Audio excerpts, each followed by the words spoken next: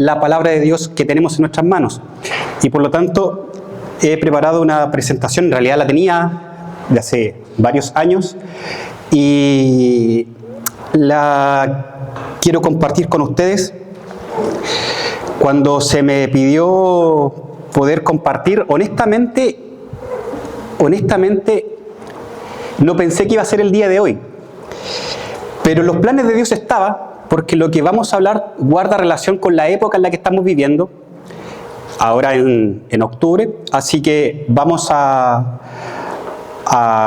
compartir lo siguiente. El título de hoy se llama Palabra de Dios que trasciende. Y vamos a ir de alguna manera reflexionando por qué trasciende y que el Señor nos ayude para que podamos atesorarla en nuestro corazón y darle el valor que realmente merece.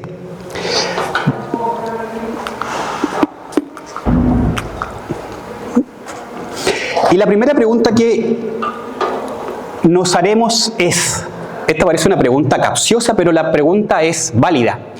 ¿Es la palabra de Dios simplemente parte de un libro religioso o la palabra de Dios es realmente vida?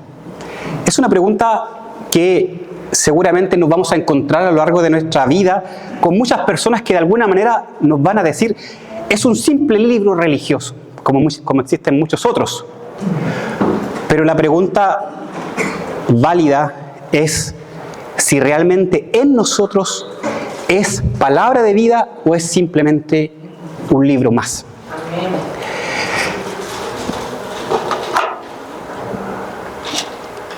Y surgen otras preguntas, tales como, ¿qué simboliza para nosotros la palabra de Dios? ¿Qué simboliza para nosotros la Biblia? ¿Con cuánta frecuencia leemos la Biblia? De forma personal, y con cuánta frecuencia la leemos como familia. Son preguntas que es importante que nos hagamos, no para que las respondamos acá en público. Gracias. No para que la respondamos en público, sino que para que podamos ir reflexionando un poco acerca de aquello. Y oramos en nuestro corazón para que Dios, de alguna manera, no nos hable al intelecto. Sin duda, lo que vamos a compartir es un poco de historia, es un poco de la evolución de la palabra. Hay mucho conocimiento técnico. He tratado de condensar acá prácticamente 6 semestres en 1 hora, 50 minutos. Muchas cosas las voy a pasar rápido porque es una presentación que dura 2 horas, pero intentaré hacerla en 45, 50 para que no nos agotemos tanto los que estamos acá, pero que el Señor nos ayude. Vamos a orar. Señor Jesús, te damos gracias nuevamente. Te pido, Espíritu Santo, que trabajes en nuestro corazón, que nos permita, Señor, aprender de ti, comer de ti, madurar y reflexionar, Señor. No permitas que lo que vamos a escuchar solamente se vaya a nuestro intelecto, a nuestra mente, Señor, sino que bájala a nuestro corazón. Queremos comer de ti, queremos aprender, Señor, porque realmente queremos crecer, Señor, en la fe. Ayúdanos, Señor. Permite que los que estamos presentes, Señor, podamos hacer eco en nuestro corazón de lo que tú nos quieres hablar. En tu nombre santo. Amén. Amén. ¿Dónde comienza esto? Esta palabra de Dios, este libro santo, de alguna manera nos lleva sí o sí al Génesis. ¿Por qué al Génesis? Porque recordemos que el primer hombre y la primera mujer, Adán y Eva, no tenían una Biblia. ¿Cierto? La Biblia se fue construyendo a lo largo de muchos siglos, muchos años, pero resulta que en el Génesis, cuando nos encontramos con el primer hombre creado, la primera mujer, resulta que ahí había palabra de Dios. ¿Cómo es eso? Sí, y la primera palabra que Dios le da al ser humano es una instrucción, y esa instrucción es: fructifica y multiplica, llena la tierra. Esa fue la primera instrucción, esa fue la primera palabra de Dios hacia el ser humano. Pero antes de que el ser humano recibiera la primera palabra de parte de su Creador, Dios creó el mundo por su palabra. Dios dijo, sea la luz, y la luz se hizo. Dios dijo que se haga el mundo, y el mundo fue hecho por el poder de su palabra. Por lo tanto, teniendo esto en consideración, comenzamos el viaje desde el origen. ¿Y después qué pasó? Pasó lo que hemos estado estudiando en algunos jueves, ¿cierto? con el hermano Osvaldo, el pecado, el jueves anterior con la salvación. El hombre pecó y al pecar fue destituido, fue expulsado de ese paraíso que había creado Dios para que pudiera habitarlo, y por lo tanto, de alguna manera, ahí había palabra de Dios. Cuando el hombre, el primer ser humano, pecó, escuchó la voz de Dios. Dice el Génesis que Adán escuchó que Dios se paseaba y tuvo miedo después que pecó. Por lo tanto, el primer hombre, el primer ser humano, tenía este privilegio de escuchar de primera fuente a Dios mismo a través del sonido de su voz. Y después comienza un largo recorrido. ¿Se acuerdan de Noé y el arca? Dios habla con Noé, Dios le entrega palabra a Noé y le dice, construye un arca porque de alguna manera la gente de la época se estaba corrompiendo. Pasan los años, pasa la historia y llegamos hasta otro personaje, Abraham. Y Dios también habla con él y le dice, en ti serán benditas todas las familias de la tierra.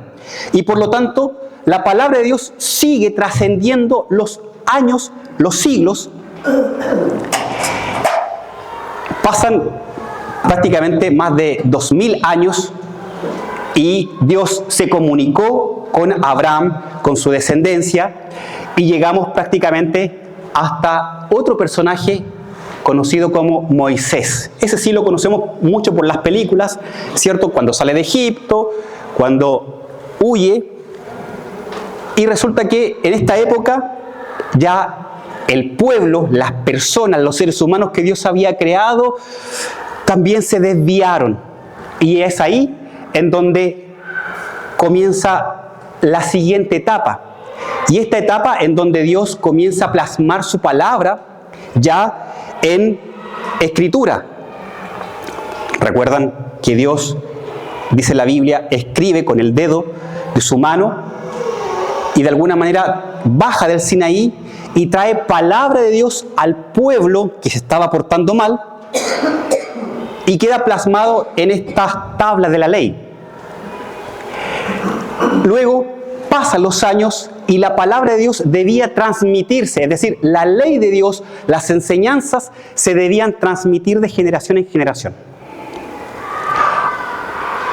Ahora, técnicamente la palabra escrita se transmitía, esto estamos hablando de una época muy posterior, ya se transmitía a través de papiros y de pergaminos. El papiro fue primero que el pergamino. Papiro nace en la época de Egipto. De hecho, el papiro es una planta, es el tallo de una planta con el cual se seca y se hacen este material que parece hoja para escribir. Luego aparece el pergamino, ya una época muy posterior, y el pergamino surge en la parte de Asia Menor, en Pérgamo, de ahí viene pergamino, de Pérgamo, y que era cuero de animal, ¿ya? La Biblia fue escrita en 3 idiomas principalmente, en hebreo, en arameo y en griego. El Antiguo Testamento se escribió principalmente en hebreo con algunas porciones de arameo. Podemos encontrar porciones en el libro de Esdras, en Jeremías y en Daniel, pequeñas porciones en arameo. Y el griego fue prácticamente todo escrito, el Nuevo Testamento fue escrito en griego. La Biblia hebrea. La Biblia hebrea es lo que se conoce como el Tanaj. Y el Tanaj es un acrónimo. Es una T, es una N, es una K. Recordemos que, o no recordemos, en el original no existían las vocales en el idioma hebreo. Existían solamente las consonantes. Por lo tanto, este acrónimo TNK, después, en una época muy posterior, se le añadieron las vocales y quedó como un Tanaj. ¿Y qué es el Tanaj? Es la Biblia, que son 3 partes. Está la Torá, por eso que viene la T significa Torá, la N significa Neviim, que significa profetas, y la K significa Ketuvim, que en hebreo significa los escritos. Y eso significa el Tanaj, significa el conjunto de libros que compone la Torá, los Nevi'im, que son los libros proféticos, y los escritos, los Ketuvim. Y la pregunta es si son idénticos a nuestra Biblia que tenemos. Y sí, porque la Biblia hebrea o el Tanaj contiene 24 libros.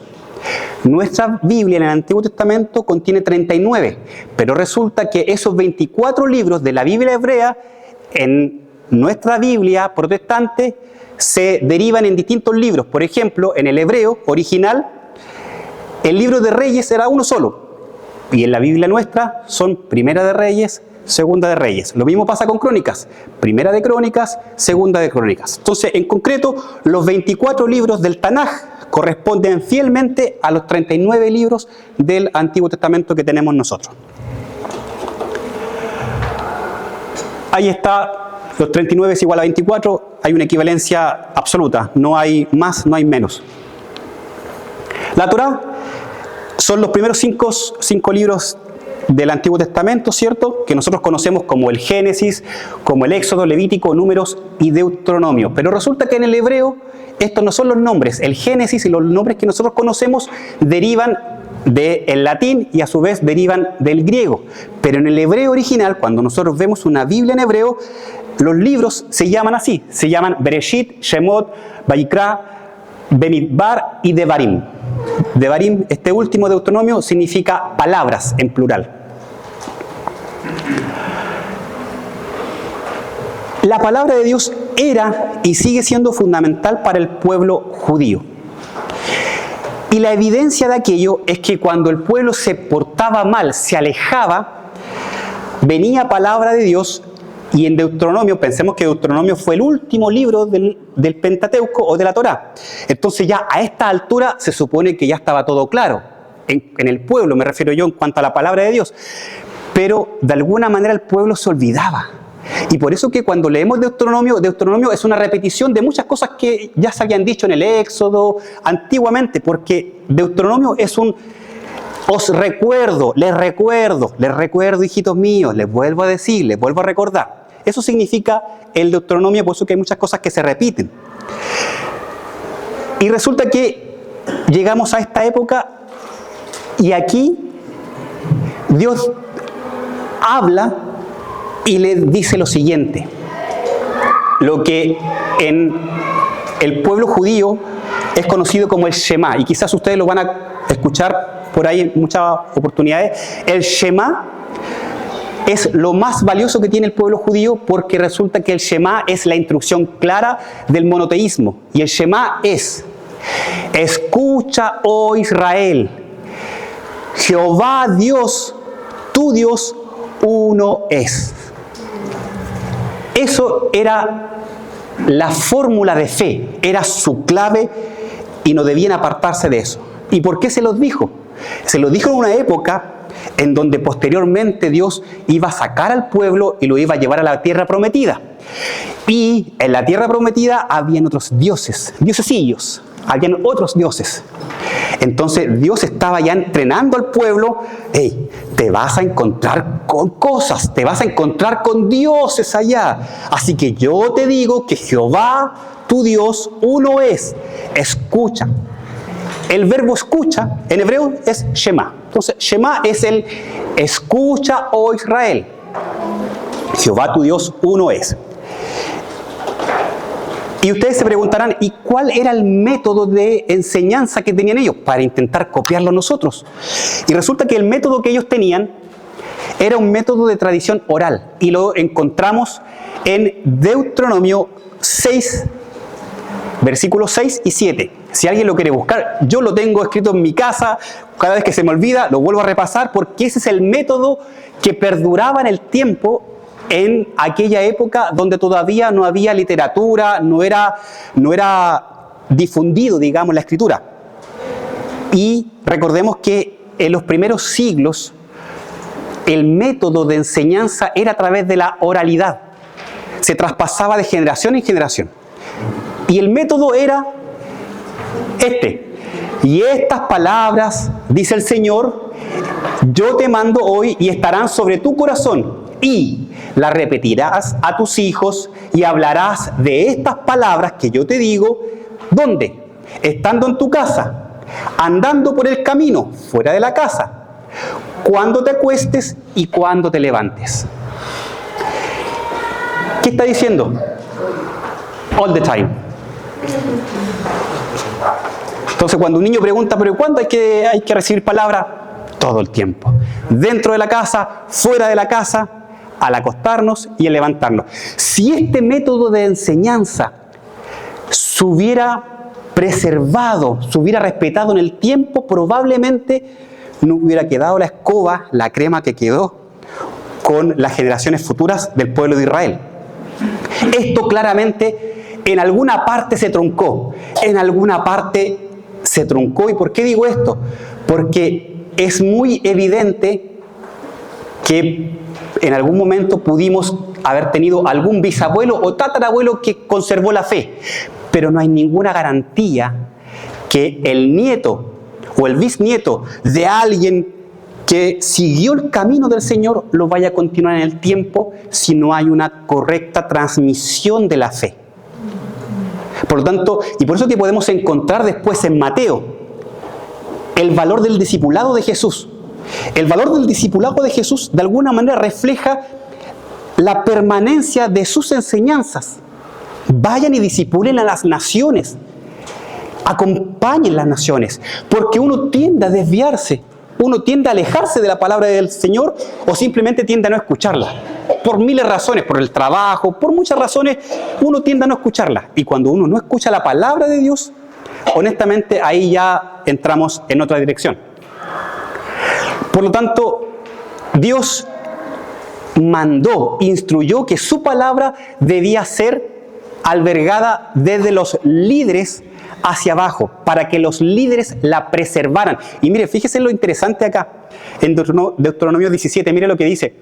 Dice que, y cuando se siente sobre el trono de su reino, entonces escribirá para sí en un libro una copia de esta ley, del original que está al cuidado de los sacerdotes levitas, y lo tendrá consigo y leerá en él todos los días de su vida, para que aprenda a temer a Jehová su Dios, para guardar todas las palabras de esta ley y estos estatutos, para ponerlos por obra, para que no se eleve su corazón sobre sus hermanos.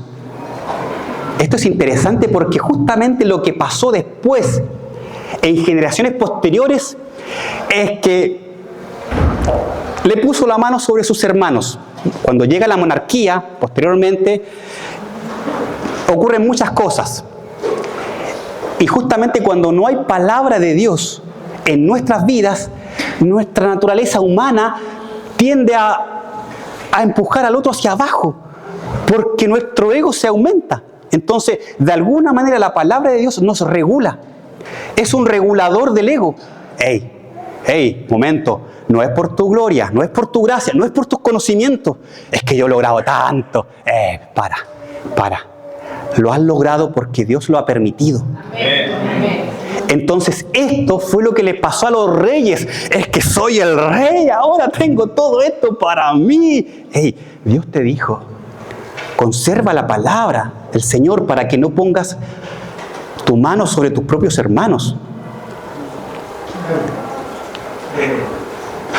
Entonces, estoy pasando rápido, llegamos al siglo V más o menos, y después de tanto altos y bajos, el pueblo de Israel son distintas generaciones, no es un único pueblo, no es una única generación. Por lo tanto, en algún momento el pueblo de Dios estuvo arriba de la ola, estuvo en la cúspide, y en otro momento estuvo abajo. Y ustedes ya se imaginarán cuándo estuvo arriba y cuándo estuvo abajo. Cuando se alejaron del Señor, cuando se alejaron de sus palabras, el pueblo estaba abajo. Y llegamos a una época en donde el imperio asirio destruye al Israel del norte y los babilonios, un par de años después, un siglo después más adelante, llega al sur y se los lleva cautivo. Entonces, ¿qué refleja esta imagen? Que a raíz de no conservar la palabra de Dios, el pueblo pasó por el valle y fue expuesto y Dios lo dejó en manos del enemigo. Dios no lo deseó en su corazón. Entonces, la primera enseñanza que aquí nosotros cuando estudiamos esto en profundidad es que Dios jamás se deleita en nuestro sufrimiento. Jamás, cero, nunca. Nuestro Dios se va a deleitar en el sufrimiento humano. ¿Pero por qué lo permite? Porque estamos expuestos por falta de palabra, porque nosotros nos alejamos de Él, a que las circunstancias del entorno nos ataquen. Y fue lo que pasó con el pueblo de Israel, con Asiria y con Babilonia. Y en el libro del profeta Oseas leemos lo siguiente, y nos da luz de lo que sucedió. No hay verdad, no hay misericordia, no hay conocimiento de Dios en la tierra. Estamos ya en esta altura, ya después pasaron prácticamente muchos siglos. Estamos hablando ya prácticamente del siglo V, VI. Y en el mismo libro del profeta Oseas tenemos esta frase: mi pueblo es destruido porque carece de conocimiento. Entonces, cuando alguno de los hijos y nietos de aquellos se pregunta, pero papá, mamá, ¿cómo llegamos a esto? Siendo que nuestro Dios era el Dios grande, ¿qué pasó? Hijo, hija, reconozcamos que no había palabra en nuestras vidas, en nuestros corazones, ya decenas de generaciones perdimos la palabra del Señor, ya no estaba en nuestro corazón y fuimos destruidos porque nos faltó conocimiento del Señor. Esto es lo que ocurrió en la época. Entonces después llega el cautiverio de Babilonia. No voy a profundizar sobre esto, lo que quiero resaltar es que llega otro imperio, el imperio persa, y el imperio persa le permite al pueblo de Israel, a los judíos del sur, regresar a su tierra, a Jerusalén, a reconstruir el templo y a reconstruir, digamos, lo que se había perdido. Y en esta reconstrucción de cosas que se había perdido, cuando regresan a Jerusalén, por autorización, digamos, del rey de Persia, se comienza a consolidar la lengua aramea. Es aquí, en esta época, en donde el arameo comienza a tomar fuerza. Anterior a esto era el hebreo, la lengua original, la lengua común. Pero cuando son llevados cautivos, se van a otra tierra, y en esa tierra el arameo surge. Es aquí donde surge el arameo. Y pasamos rápidamente un par de siglos y llegamos a la época de Alejandro Magno. Esto es un poco de historia, pero ¿por qué es importante? Porque después del imperio persa llega el imperio que helenizó. ¿Y qué significa helenizar? Que el idioma griego fue el que prevaleció. Entonces, el griego comenzó a tomar fuerza después del arameo, y es así, gracias a Alejandro Magno, gracias a él, que prácticamente nosotros somos los occidentales por esta razón. Entonces, el imperio de Alejandro Magno se extendía prácticamente desde Grecia hasta Afganistán y parte de la India. Era un imperio enorme. Entonces, como toda esa influencia estuvo presente, es que el idioma griego comenzó a tener fuerza. Llegamos un par de siglos después, muere Alejandro Magno, y como no tuvo descendencia, tenía 4 generales, y esos 4 generales se repartieron la torta y el territorio, que son los famosos diádocos. Son generales que él tenía y se dividieron el territorio, y uno de esos generales fue el general Ptolomeo. Y él se tomó todo el territorio de Egipto y la parte inferior, digamos, donde dice el reino de Ptolomeo. ¿Y por qué esta imagen es significativa? Porque gracias a esta influencia es que surge un libro llamado la Septuaginta. Y la Septuaginta no es nada más ni nada menos que el Antiguo Testamento en idioma griego. ¿Y por qué en griego? Porque ya en esta época ya el griego era predominante, y los judíos que habían regresado del cautiverio, estoy hablando de muchos siglos después, empezaron a vivir en Egipto. Habían judíos, bueno, en Egipto y en otras partes de la época conocida. Por lo tanto, surge el deseo de querer traducir la Biblia hebrea al idioma griego, porque en esa época ya eran los tataranietos de las generaciones anteriores y ya a esa altura hablaban griego. Entonces dijeron, queremos traducir la Biblia al idioma común. Y ahí surge la Septuaginta, o llamada también la Biblia de los 70, que en rigor se dice la tradición que fueron 72 sabios que fueron enviados por Ptolomeo de Jerusalén para que pudieran traducir la Biblia. Y todo esto en el marco de que ahí había una biblioteca, la famosa biblioteca de Alejandría, y que él quería tener ese libro, lo quería tener ahí en su biblioteca. Los judíos dispersos a lo largo del imperio en muchos lugares, por lo tanto los judíos no solamente estaban en Jerusalén, estaban dispersos en muchos lugares y así tenía que ser, porque ellos eran los encargados de llevar la palabra de Dios y el mensaje de salvación a todo el mundo. Pero eso será materia de otro tema. Fallaron, pero ellos fueron dispersados. Llegamos a la época de Jesús y Jesús toma el rollo en la sinagoga en Lucas 4 y él hace una lectura y Jesús claramente él sabía hebreo, pero su idioma, su lengua materna era el arameo. Jesús en el diario común, en la calle, hablaba el arameo, pero en la sinagoga se hablaba el hebreo, porque el hebreo pasó a ser el idioma litúrgico. No sé si alguien tiene ascendencia o tiene raíces católicas. La Iglesia Católica por mucho tiempo siguió ocupando el latín en sus homilías. Entonces, el hebreo era la lengua litúrgica, así como la Iglesia Católica, la lengua litúrgica era el latín, y ahora hace poco, después de muchas reformas en los años 80, 90, recién se comenzó a hacer la homilía en la lengua común. Pero en la época de Jesús, el hebreo permanecía, pero para aspectos litúrgicos.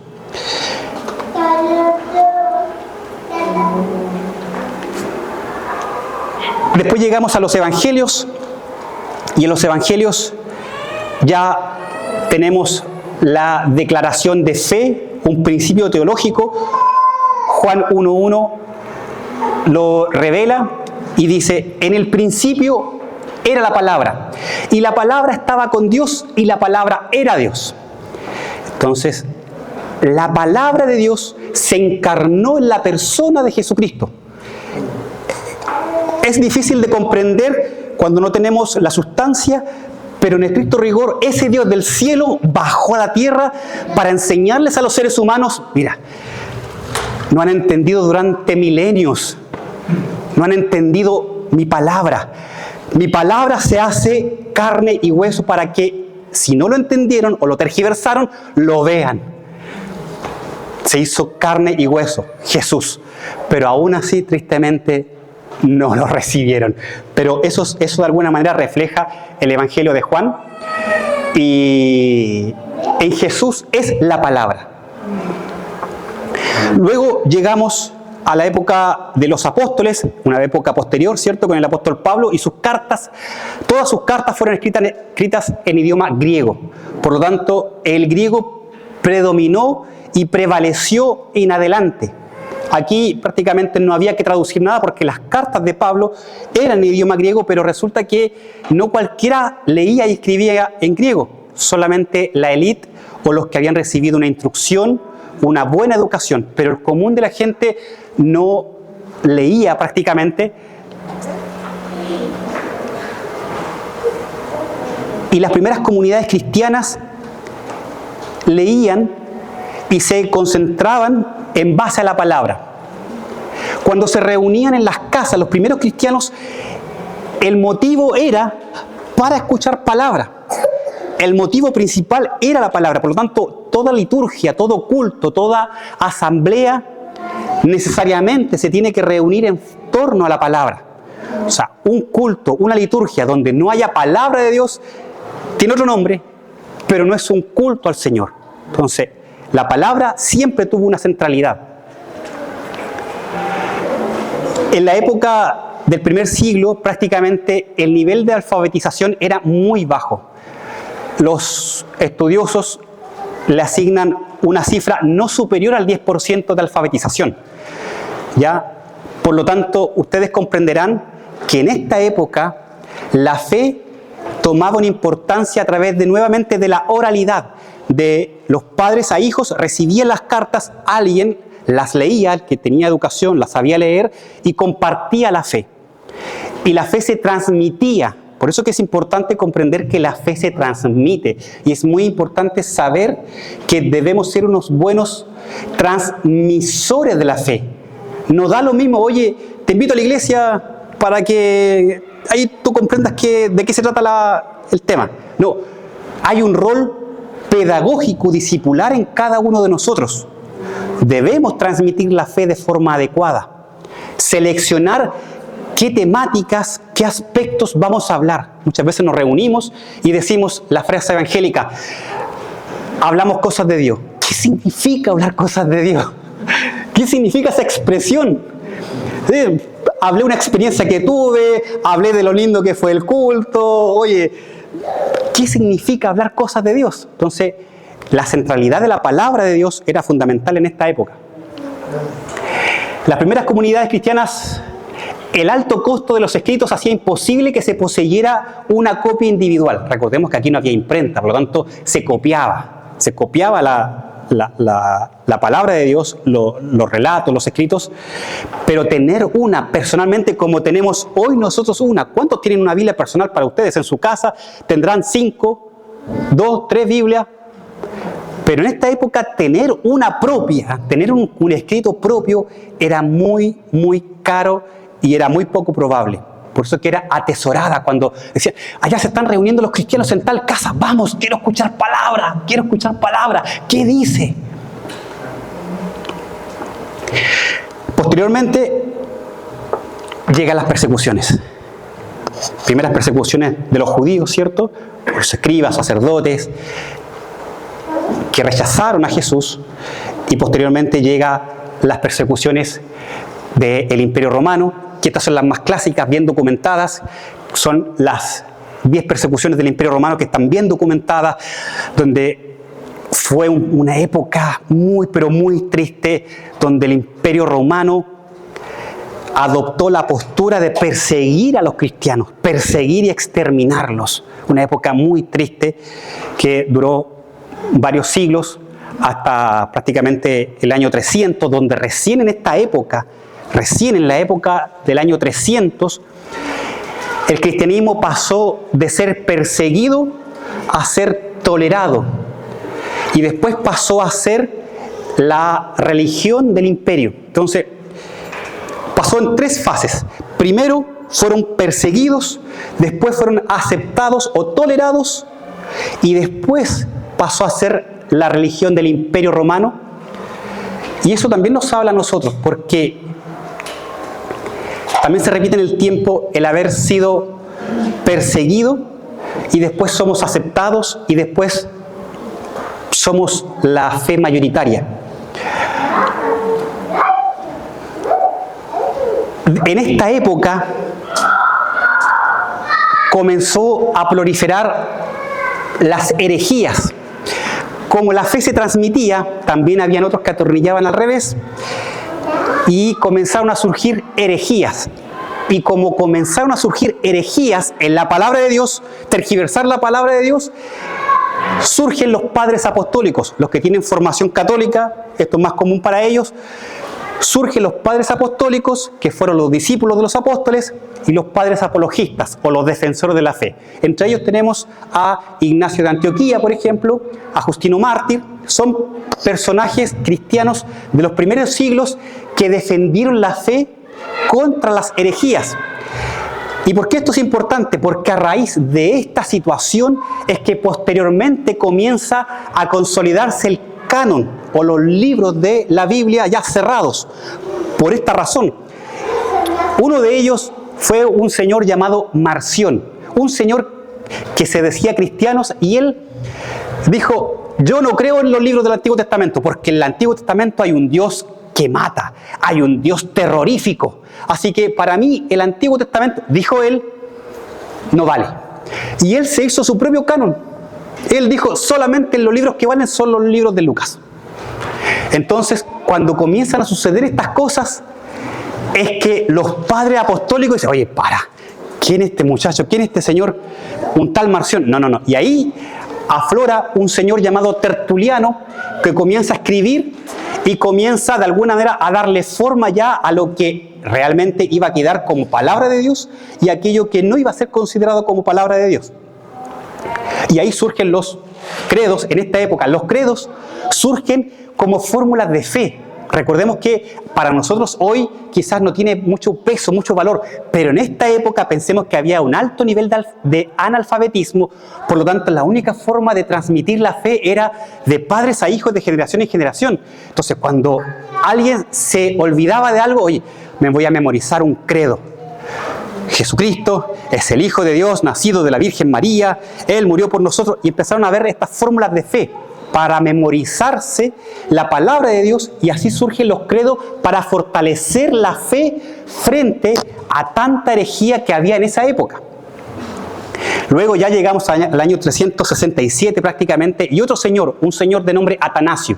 Él ya prácticamente en esta época, en el tercer siglo, ya él empezó a considerar los 27 libros del Nuevo Testamento. Y es así que poco tiempo después ya se consolidó el canon, se cerró, y se cerró con un criterio.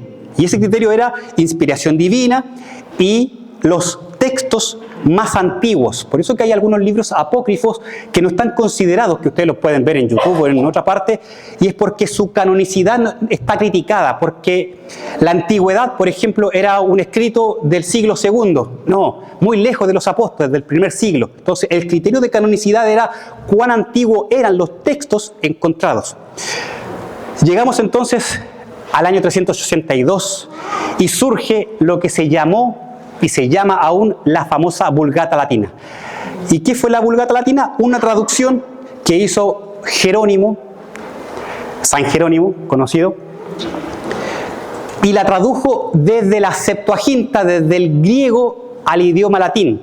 Ya en esta época el Imperio Romano ya estaba fortalecido y por lo tanto el latín era el idioma que predominaba, y el Papa Dámaso le encargó a Jerónimo que tradujera la Biblia ya al idioma latín. Pero esta traducción fue tomada desde el griego. Entonces aquí ya hay algo que después vamos a ir comentando, ya no consideró la fuente original. Es como cuando usted recibe un mensaje de una vecina y le dice a otra vecina, y la vecina a otra vecina, ya a la quinta ya se tergiversó ya totalmente. Entonces aquí lo que pasó es que la Vulgata Latina fue traducida de una segunda lengua, que era del griego, y no del hebreo directamente. Entonces, pasaron los años, pasaron los siglos, toda la época medieval continuaba acá un gran analfabetismo. En esta época el analfabetismo era enorme, estamos en la época feudal, ¿cierto? Pero la palabra de Dios debía seguirse transmitiendo de acuerdo al modelo judío, ¿se acuerdan? El modelo que Dios había establecido de traspasarlo de generación en generación. Nuevamente estamos en la época ya medieval. Algo falló en esta transmisión de fe. ¿Y por qué falló? Porque llegamos a la época en donde todos ustedes quizás han escuchado por libros, historia, la enseñanza básica, cómo llegamos a que la Iglesia Católica persiguió y la Inquisición y dio muerte, hizo tanta barbaridad. Nuevamente, ¿por qué se alejaron de la palabra de Dios? Porque ya no había transmisión de fe. Cuando no hay transmisión de fe, uno empieza a decirle a la Biblia lo que tiene que decir. No, es que yo creo. No, usted no opine nada. Usted no crea nada. Léala, reflexiónela. En esta época no había eso. Entonces llegamos al siglo XV. Perdón, hubo una época anterior, en el siglo VII al X, donde surgen unos señores llamados los masoretas. ¿Y quién son estos señores? Unos señores judíos que tomaron la posta de los escribas. Eran los encargados de copiar la Biblia hebrea. Y en esta época medieval, ellos le pusieron vocales al alfabeto hebreo. Recordemos que en el original, el alfabeto hebreo era únicamente consonantes. Y ellos le colocaron vocales. Y esas vocales son unos puntitos. En el alfabeto hebreo son unos puntitos que hay. Y esos puntitos reflejan las vocales. Ese fue el aporte que ellos hicieron. Y eso sirvió para que posteriormente llegáramos a una época en donde unos cristianos le pusieron, cristianos bajo el régimen católico, recordemos que antes del siglo XV, antes de la Reforma, era el universo cristiano. De hecho, católico, por definición, significa los universales, el cristianismo universal. Ya aquí no había distinción. Por lo tanto, los aportes significativos fueron de estos señores que le pusieron capítulos y versículos y permitieron que el texto pudiera ser dosificado y pudiera ser digerido. Imagínense leer la Biblia sin numeración de capítulos y numeración de versículos. Bueno, Jesús lo hizo así. Jesús, cuando citaba a Isaías, ellos se sabían los textos y ellos encontraban el texto. Yo no lo encontraría sin capítulos y sin versículos. Bueno, este fue un aporte significativo que se hizo para colocarle capítulos y versículos. Después llegamos a la época de los prerreformadores, y aquí esto es importante porque yo le preguntaba a Dios: Señor, gracias por darme la oportunidad de exponer quizás esto ahora y no después, porque justamente septiembre es conocido como el mes de la Biblia en Chile. ¿Alguien sabe por qué septiembre es el mes de la Biblia? ¿Por qué se venden con descuento la Biblia en la librería? Septiembre es el mes de la Biblia justamente porque en un mes de septiembre la Biblia se tradujo al idioma español. Por eso septiembre es el mes de la Biblia. Y resulta que está acompañado de otro mes, de octubre.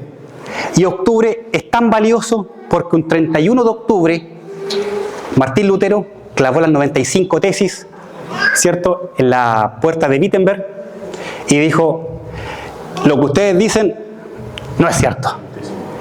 Así que quedó el terremoto cristiano y surge la Reforma. Pero previo a Lutero ya hubieron esfuerzos significativos en honor a la palabra. Recordemos que la palabra no era difundida ampliamente, ni tampoco era traducida. Estaba prohibido traducir la Biblia porque el lenguaje sacro, el lenguaje santo, era el latín, que el Papa había recibido en aquella época. Por lo tanto, leerla en otro idioma común no estaba permitido. Por eso que esto, lo que estoy tratando de comentar y de compartir, es valioso, porque la Biblia comenzó a abrirse a distintas lenguas, y una de ellas la hizo este señor llamado John Wycliffe. En el año 1300 prácticamente, él dijo: el Evangelio solo es suficiente para gobernar las vidas de los cristianos en todas partes. Cualquier otra regla adicional que ponga el magisterio de la época está en contra de la palabra de Dios. Y resulta que estos señores fueron señores intelectuales. Él era un profesor de universidad en Oxford. Después tenemos a otro señor llamado Jan Hus en la Universidad de Praga, intelectuales de la época que comenzaron a traducir los textos del latín a su propia lengua natural. Y cuando la comienzan a traducir, empiezan a darse cuenta: ¡ay! Mira lo que dice, y yo toda mi vida creí esto, pero la palabra de Dios dice esto. ¡Oh! Y comenzaron a tener hambre de traducir la Biblia a su propia lengua. Este señor dijo esto: prefiero ofenderlos con la verdad que matarlos con la mentira. Inspirador, ¿no? Pero a él le costó la hoguera. Él murió quemado, porque osó a traducir la Biblia al lenguaje común de su gente. Después llegamos a la época de este señor, y este señor hizo un aporte significativo. Esto es parte de la historia básica: Gutenberg y la invención de la imprenta. Y gracias a este aporte significativo tecnológico es que después este señor católico, él no se adhirió a la fe protestante, pero estuvo ahí entre que sí, entre que no, y después finalmente no se decantó por los reformadores. Hizo su aporte significativo y él tradujo los textos originales del hebreo al griego, y ese texto se llamó el Textus Receptus, que fue la base para que este señor Lutero tradujera la Biblia al alemán. Lutero consideró el aporte de Erasmo de Rotterdam y utilizó los textos originales del hebreo, porque ya se había tergiversado. Imagínense, del hebreo pasó al griego y del griego pasó al latín, y después pasar del latín al alemán, dijo, no, aquí algo se va a perder. Entonces, él consideró el texto original, y es así que llegamos a esto que es valioso para todos aquellos que profesamos la fe no católica, que fue el aporte de los principios teológicos llamados como los 5 solas. Y es ahí en donde la palabra de Dios vuelve a tomar fuerza y vuelve a tomar la centralidad. Anteriormente, durante 1500 años, la palabra dejó de ser la central. ¿Y qué era lo central? Lo que decía el magisterio. Por lo tanto, los aportes significativos de los reformadores decantaron justamente en que solo la Escritura era suficiente autoridad. Y esto está dicho en contraposición a. Hay que entenderlo así. Entonces, estos 5 solas reflejan una contraposición respecto a otra cosa. Entonces, solo la Escritura, no la voz del Papa. Solo Cristo, y no lo que diga el Papa, ni las obras que hay que hacer, que dice el magisterio. Solo la gracia, y no las obras que me dicen que hay que hacer. Solo por fe es la salvación, no por obras, nuevamente. Solo para la gloria de Dios y no para la gloria del hombre, que está ya sentado en Roma. ¿Se dan cuenta? Estos 5 solas reflejan una contraposición. Y eso para nosotros fue muy significativo, porque el 31 de octubre, en la semana que entramos, justamente se celebra esto, se conmemora esto, razón por la cual también tenemos el Día de los Evangélicos. No es porque a Michelle Bachelet se le ocurrió, ¿ya? Es porque de alguna manera el pueblo evangélico en Chile demanda un reconocimiento. Y este reconocimiento se hace en octubre, el 31, en honor a que el 31 de octubre Lutero clavó sus 95 tesis.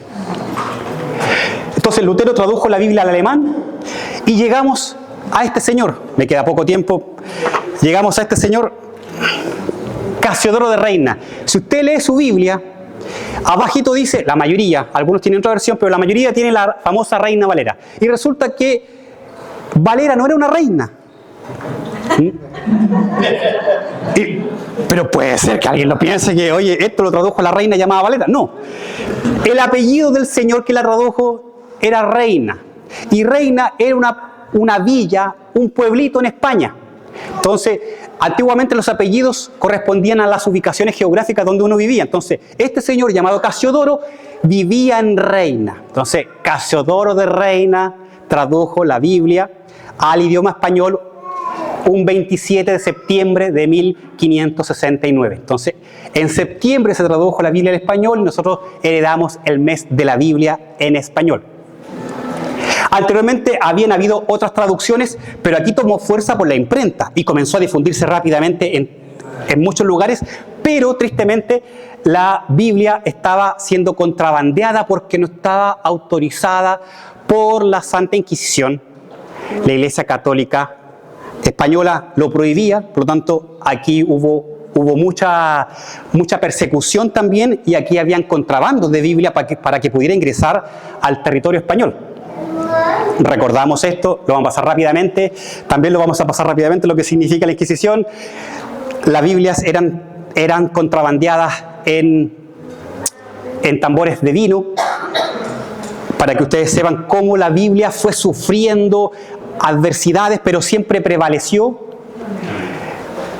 El nombre de la Biblia que nosotros heredamos en español se llamó primeramente la Biblia del Oso, porque en la tapa ya no estaba la imagen de la Iglesia Católica, sino que estaba la imagen de un oso. Y ese oso refleja de alguna manera el apetito de saciarse por la miel.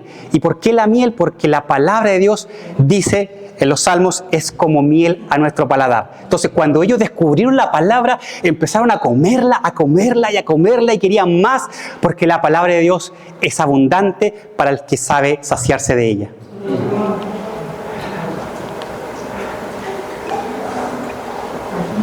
Hoy en la actualidad tenemos prácticamente muchas versiones de la Biblia. Algunos de ustedes tienen la Biblia Dios habla hoy. Existen muchas versiones de la Biblia. Gracias a Dios, imagínense, gracias a Dios tenemos muchas versiones de la Biblia. Podemos regodearnos, 10 Biblias, compararlas unas con otras. No confundir con los distintos comentarios de la Biblia.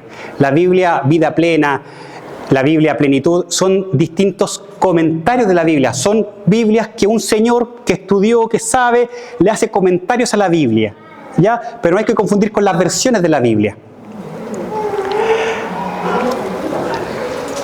Después que uno logra profundizar en la Biblia, surge la siguiente pregunta: ¿cuál creen ustedes que es la palabra que más se repite en la Biblia? Si pudieran leer la Biblia, o con inteligencia artificial, si pudieran leer la Biblia de tapa a tapa, 10 veces, 100 veces, ¿cuál creen ustedes que es la palabra que más se repite en la Biblia, de las que están ahí expuestas? No temer. ¿Cuál dices tú? No temer. No temer, ¿ya? ¿Quién más dice cuál es la palabra que más se repite según ustedes en la Biblia? Amar. Ya, ok, vamos rápido contra el tiempo. La palabra que más se repite es dar.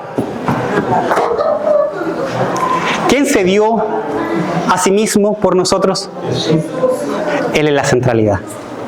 El verbo que más se repite en la Biblia, desde el Génesis hasta el Apocalipsis, es la palabra dar.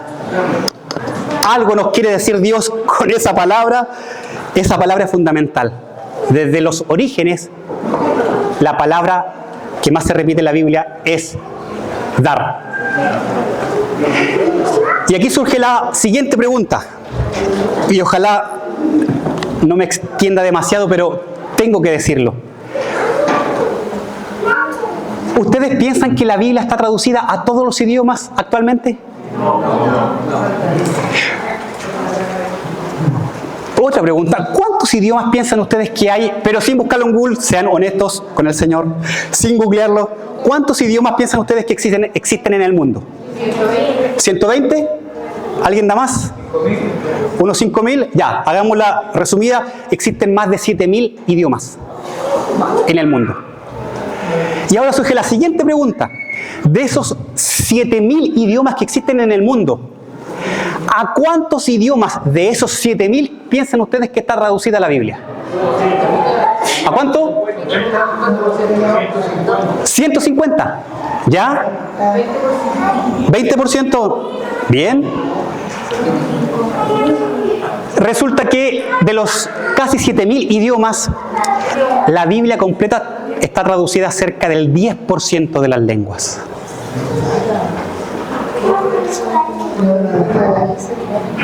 El Nuevo Testamento, como es más corto, es el que está traducido a mayor cantidad de idiomas, a prácticamente 1.300 idiomas. La Biblia completa está traducida únicamente a 563 idiomas.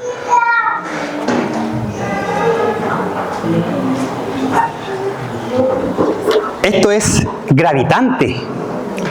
En pleno siglo XXI, post-pandémico, con inteligencia artificial, con Elon Musk haciendo furor con la tecnología, la Biblia aún no está traducida ni siquiera al 30% de todos los idiomas, menos al 50% de todos los idiomas. Eso significa que hay pueblos en este mundo que no tienen la Biblia que usted heredó de Casiodoro de Reina en español, no la tienen en su lengua. Triste. ¿Cómo se alimentan? ¿Cómo reciben un Juan 3:16? Porque de tal manera amó Dios a este mundo. No lo pueden leer en su lengua. No lo pueden leer en su lengua. El país que tiene más idiomas es Papúa Nueva Guinea. Existen cerca de 700, 800 idiomas. Después viene Indonesia, con cerca de 600 idiomas.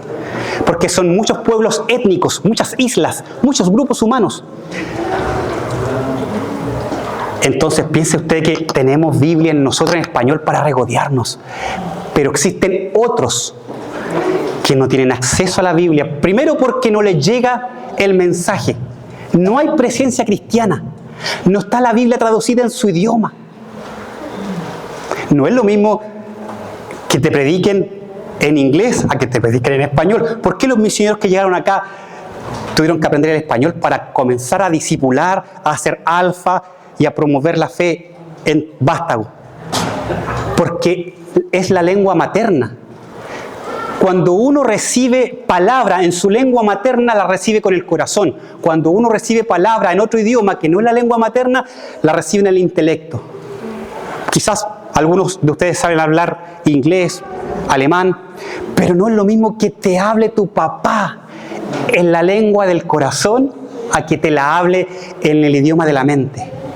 Por eso la importancia de promover la fe y de seguir orando para que el Evangelio de Dios se extienda. Esto, cuando yo lo supe muchos años atrás, el desafío es arduo. Y por eso que existen los misioneros. No es que están allá, oye, si para aquí, si ya está todo cumplido. No está todo cumplido. No está todo cumplido. Hay gente que aún no sabe. En una oportunidad estuve en China, en una región, en Xi'an, donde están los soldados de terracota, por ahí en un campo de arroz. Y yo, con mi inglés un poquito débil, ¿do you know Jesus Christ? Who is Jesus Christ? ¿Quién es? La pasión de Cristo. Busqué el teléfono, lo descargué. Mira, él. Una cruz, un ser humano. Who is Jesus Christ? I don't know. Me puse a llorar. ¿Cómo me dice que no conoces a este Señor? Si está en todas partes, sí, en todas las partes de Occidente. Pero hay regiones en este mundo donde hay niños que nacen, crecen y mueren sin conocer a Jesús. Y eso es lo que nos motiva y nos impulsa a querer orar, interceder por esto. ¿Y por qué es importante que la palabra de Dios esté en todos los idiomas posibles? ¿Por qué piensan ustedes que es importante? Porque así como hizo eco en su corazón y en mi corazón, también hará eco en otros corazones. Porque la palabra de Dios es creadora. La palabra de Dios creó este mundo. La palabra de Dios creó al ser humano primero, Adán y Eva. La palabra de Dios es sanadora. Para ustedes, la palabra de Dios y para mí es sanadora. Y clamaron a Jehová, y Dios envió su palabra y los sanó, dicen los salmos. En Jeremías dice, porque así ha dicho Jehová, yo haré venir sanidad y sanaré tus heridas. La palabra de Dios sana. La palabra de Dios es viva, no es muerta, no es letra, no es texto. La palabra de Dios es vida, es eficacia. La palabra de Dios ilumina al que está perdido, está desorientado. La palabra de Dios ilumina nuestra vida llena de oscuridad. Cuando erramos, necesitamos un faro. Ese faro es la palabra de Dios. La palabra de Dios confronta. Cuando nosotros creemos que somos los muy, y estamos haciendo, cuando nuestro corazón, nuestro pecho se engorda, se engrosa, la palabra de Dios nos confronta. Dios confrontó a su pueblo. Mire, este texto es lindo, lo quiero compartir con ustedes. El Señor dijo, yo, el Señor Todopoderoso, les digo a ustedes, que piensen bien en su conducta. Ustedes siembran mucho, pero cosechan poco. Ustedes comen, pero no se sienten satisfechos. Ustedes beben, pero se quedan con sed. Ustedes se abrigan, pero nunca entran en calor. Ustedes trabajan a diario, pero echan su dinero en un saco roto. Yo, el Señor Todopoderoso, les digo que piensen bien su conducta. Dios nos confronta a través de su palabra. Cuando vemos atrocidades, cosas en las noticias, oye, ¿cómo el ser humano llegó a tal nivel? Ausencia de palabra. La palabra de Dios restaura matrimonio, restaura vidas, restaura conflictos. Pero cuando hay palabra, la ausencia de la palabra de Dios impide que haya reconciliación. La palabra de Dios transforma. En Ezequiel, Dios dice que Él es capaz de poner un corazón nuevo. Dios fabrica corazones nuevos. Él tiene esa facultad, ese poder, porque Él los creó. La palabra de Dios transforma. La palabra de Dios da esperanza al que no tiene ninguna. La palabra de Dios ofrece salvación, como decía el hermano Alan. ¿De qué? De una muerte eterna. De la ira de Dios, de vivir alejados, porque nuestros antepasados, miles y miles de años, no conservaron la palabra de Dios. La palabra de Dios es eterna, permanece para siempre. La palabra de Dios es inspiración divina, no es un texto, no es letra, es palabra de vida inspirada, que nos es útil para educarnos, para vivir una vida en rectitud. La ausencia de la palabra de Dios hace que el corazón se endurezca. Los mayores errores, pecados, atrocidades, es cuando el corazón se endurece. Y el corazón se endurece cuando no hay palabra. Entonces, el riesgo es latente. El riesgo está. Algún prevención de riesgo, el riesgo, la magnitud por la probabilidad, el riesgo está latente cuando nos alejamos de la palabra de Dios. Y finalmente, el objetivo es que podamos desear la palabra, anhelarla, como niños recién nacidos que anhelan la leche materna. La anhelan, se desesperan, lo digo con causa, se desesperan si no está la leche al alcance. Y como dicen los médicos, libre demanda. Libre demanda. Consúmala cuantas veces usted quiera, en la profundidad que usted quiera. La palabra de Dios nos sacia. Gracias, hermano. Eso.